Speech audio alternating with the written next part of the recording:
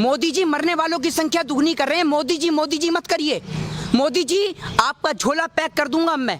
आपने बहुत इस देश की जनता को मूर्ख बना लिया। आप मोदी जी करके आप इस देश के मजदूरों को खा गए, किसान को खा गए। आपका पेट अभी भी नहीं भरा, आपका पेट अभी भी खाली है। इस देश की पूरी जनता को खाने में लगे हुए हैं मोदी जी। आप भी मोदी जी कर रहे हैं। आप दलाली खाते हैं क्या मोदी जी की? आप भी मोदी जी कर रहे हैं। जाके उस किसान के घर में जाके, प्रधानमंत्री है, प्रधानमंत्री पद का सम्मान करता हूं मैं, ऐसे प्रधानमंत्री का सम्मान नहीं करता। मनमोहन सिंह जी कम बोलते थे लेकिन झूठ नहीं बोलते थे। ये तो झूठ ही झूठ, झूठ पे झूठ, हद कर दी। अब बात पानी सर से ऊपर जा चुका है। आप लोगों को मरने के लिए सड़क पे छोड़ रहे हैं। आपके पास कोई सुविधा नहीं है, आपके पास पॉलिसी नहीं है। नरेंद्र मोदी जी, अगर आप में दम है तो आइए, आप एक दिन मुझसे डिबेट करके दिखाइए। मैं आपको बताऊंगा कि आपको इस देश के बारे में क्या जानकारी है। आप जिस जीडीपी की बात करते हैं ना, नरेंद्र मोदी जी उस जीडीपी की फुल फॉर्म नहीं बता पाएंगे। जिस जीएसटी की बात करते हैं उस जीएसटी की फुल फॉर्म नहीं बता पाएंगे। आत्मनिर्भर की बात करते हैं, आत्मनिर्भर बोलने के लिए ना अंजना ओम कश्यप की जरूरत पड़ती है। आत्मनिर्भर नहीं बोल पाते ये है। और आत्मनिर्भर बनने की बात करते हैं, डोनाल्ड ट्रंप की बात करते हैं, अपने यार की बात करते हैं, उसका नाम इनसे ठीक से लिया नहीं जाता और अपने आप को इस देश का प्रधानमंत्री बनाते हैं। ये देश वो है जिसके अंदर नालंदा ताशकंद जैसी यूनिवर्सिटी है। ये देश वो देश है जिन्होंने महारानी लक्ष्मीबाई जैसी वीरांगना को पैदा करा। ये देश में आप जैसे लोगों की जरूरत नहीं है जो इस देश के नागरिकों को मरने के लिए सड़क पे छोड़ दे। प्रधानमंत्री जी कह रहे हैं कि इस संकट में भी तुम्हें अवसर ढूंढना चाहिए, वो अवसर खोजने की बात कर रहे हैं। अवसर कहां से ढूंढे? अवसर तो आपके व्यापारिक मित्र ढूंढ रहे हैं। अनिल अंबानी, मुकेश अंबानी, अडानी, ये ढूंढ रहे हैं अवसर। वो मजदूर जिसके घर जाने के लिए उस पर किराया नहीं है, खाने को रोटी नहीं है, वो अवसर क्या ढूंढेगा? वो अवसर तो ये ढूंढ रहा है कि कोई खाली पेड़ मिल जाए जिसमें रस्सी भी टंगाई मिल जाए तो मैं अपने परिवार के साथ में मर जाऊं। उस माँ से जाके पूछिए जो सड़क पे मृत हो जाती है। वो एक छोटा बच्चा, छोटी सी उम्र का बच्चा अपनी मृत माँ का दूध पी रहा होता है पेट भरने के लिए। उस माँ से पूछिए जिसके पेट में एक नवजात शिशु। आपके अच्छे दिन आ गए, मेरे ख्याल से आपके खाते में 15 लाख डालें तभी आपके अच्छे दिन आ गए। उस माँ से पूछिए जिसके पेट में नवजात शिशु पल्ला होता है और उसको 8 हॉस्पिटल में जाने के बाद भी कहीं जगह नहीं मिलती और वो माँ दर दर की ठोकरें खा के, अस्पतालों की ठोकरें खा कर एम्बुलेंस के अंदर अपना दम तोड़ देती है। क्या ये घटना शर्मसार नहीं है? आपको भले ही शर्म ना आती हो लेकिन मेरे भी घर में माँ है तो मेरा दिल यहाँ से दुखी होता है और मेरे को शर्मिंदा होती है, शर्मिंदगी महसूस होती है कि आज हमारे देश का प्रधानमंत्री ऐसा है जो अपने व्यापारिक मित्रों की मदद कर रहा है। ऐसी स्थिति में भी वो सोच रहा है कि कैसे मैं चुनावी प्रचार करूं, कैसे मैं बिहार को अपने नाम करूं, कैसे मैं बंगाल को अपना नाम करूं, कैसे मैं मध्य प्रदेश में सत्ता परिवर्तन करूं। अमित शाह ने कहा है रैली में कि हम 2/3 वोटों से बिहार में जीतेंगे।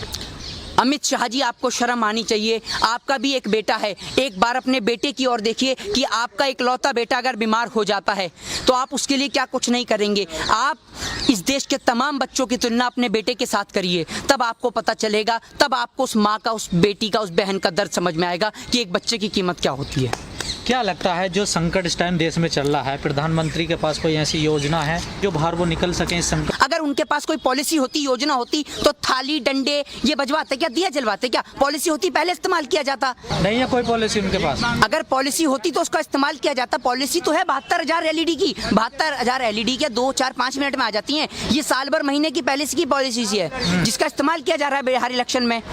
अगर इनके पास पॉलिसी होती मजदूरों को पहुंचाने की, पॉलिसी है भी तो उसका इस्तेमाल नहीं करना चाहते क्योंकि सारा पैसा इलेक्शन में खर्च करना चाहते हैं। श्रमिक ट्रेन चला तो रहे हैं। श्रमिक ट्रेन ऐसा, आप गए हैं श्रमिक ट्रेन से? हैं? आप गए हैं? आपसे पूछ रहा हूँ। नहीं, मैं तो नहीं गया। आप नहीं गए तो आपको कैसे पता कि श्रमिक ट्रेन की क्या सुविधा है? मजदूर से आपने पूछा कि क्या आप सुविधा दे रहे हैं श्रमिक ट्रेन के अंदर? राजधानी में आप भेज नहीं रहे और राजधानी का किराया वसूल कर रहे हैं। आपको शर्म नहीं आ रही? कितनी और दलाली खाएंगे? इस देश के चौथे स्तंभ को पूरा तो जंग लगा चुके हैं, कारण इस देश का चौथा स्तंभ गिर भी जाएगा और हम लोग जिंदा हैं इस देश के चौथे स्तंभ को बचाने के लिए। हम ऐसे लोगों का कदापि साथ नहीं देंगे और तमाम लोगों से मेरा निवेदन है, जिन माँओं ने, जिन बहनों ने, जिन बेटियों ने अपने घर परिवार के सदस्यों को खोया है, उनको पता है कि दुख दर्द क्या होता है। और अब आपको और हमें, आप क्या सोच रहे हैं कश्मीर के अंदर कश्मीरी पंडित किस तरीके से मारे जा रहे हैं? आप इस हिंदुओं का वोट का सिर्फ इस्तेमाल करेंगे वोट बैंक के लिए?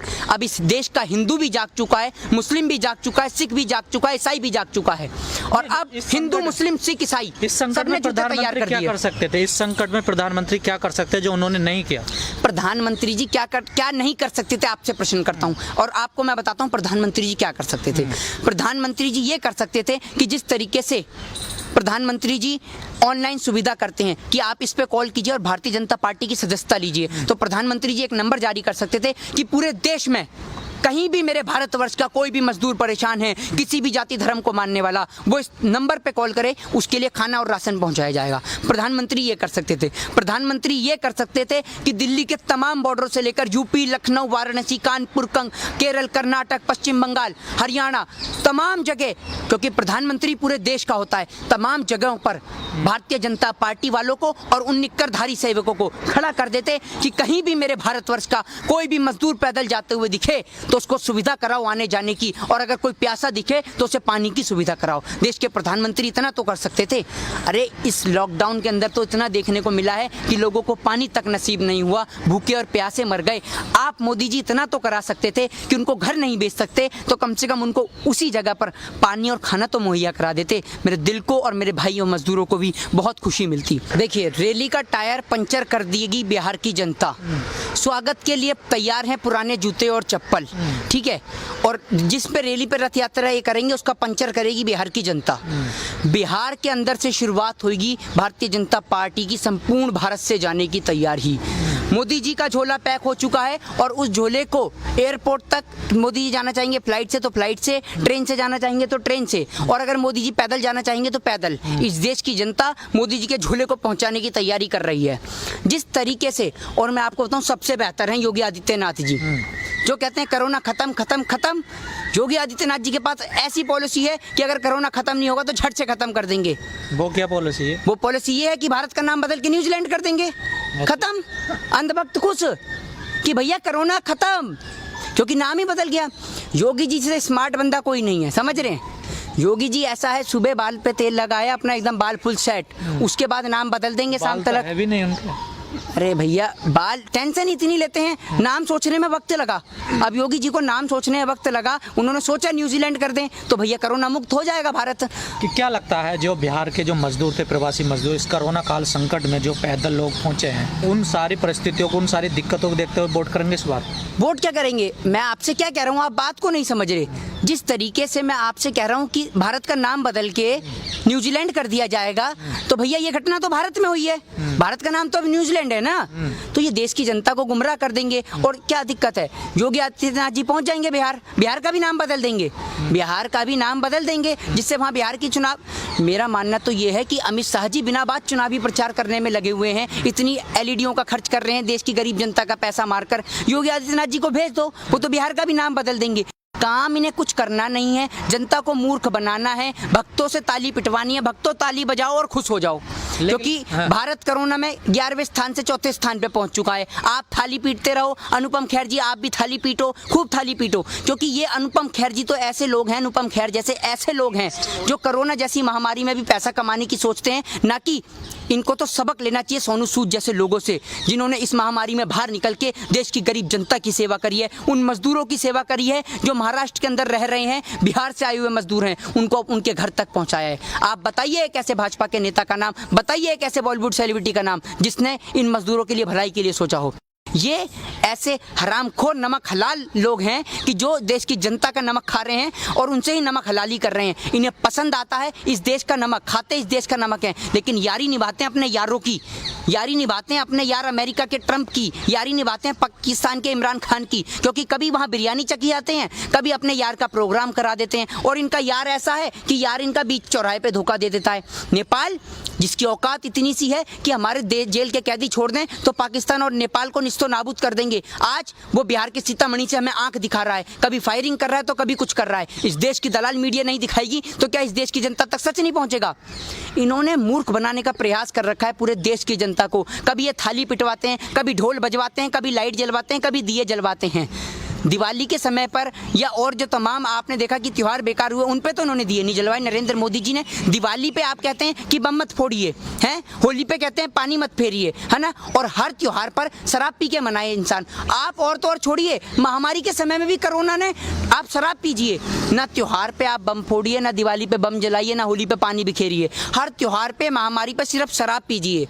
इन पे शराब के अलावा और कोई ऑप्शन नहीं है, क्योंकि सरकार के पास शराब से पैसा आ रहा है। आप क्या समझ रहे हैं बिहार के अंदर अभी आप देखिए, मध्य प्रदेश का मैं आपको करंट मुद्दा बताऊं, मध्य प्रदेश के अंदर इनके पास बहुमत है नहीं, राज्यसभा में 2 कैंडिडेट इन्होंने खड़े कर दिए। कैसे खड़े कर दिए? क्योंकि वहां इनका इरादा है खरीद और फरोख्त का धंधा चलाने का। ये पुराने बाजीगर हैं, धंधा करने वाले लोग हैं। ये जो गरीब देश की जनता, जो किसान खून पसीने की कमाई से पैसा कमाता है ना, उस किसान से जाके पूछिए जो पूरे दिन अपना पसीना बहाता है, तब उसका बेटा, आपको पता है जब किसान के फ़ोन पे मैसेज आता है तो उसका पिता उससे कहता है कि बेटा फ़ोन पे मैसेज आया, जाकर देख। तो उसका बेटा कहता है कि पिताजी ये मैसेज बैंक से नहीं आया कि हमारे लिए पैसा आ गया, ये मैसेज मेरी फ़ीस का आया है। उस किसान से जाके पूछो कि जब वो अपने बेटे की स्कूल की, कॉलेज की फ़ीस नहीं दे पाता, जब वो किसान अपने बैंक वालों का कर्ज नहीं चुका पाता, जब वो किसान के खेत पे कब्जा कर लेते हैं बैंक वाला, तो उस किसान के पास सिर्फ एक ही ऑप्शन होता है, इस पेड़ पे टंग जाने का।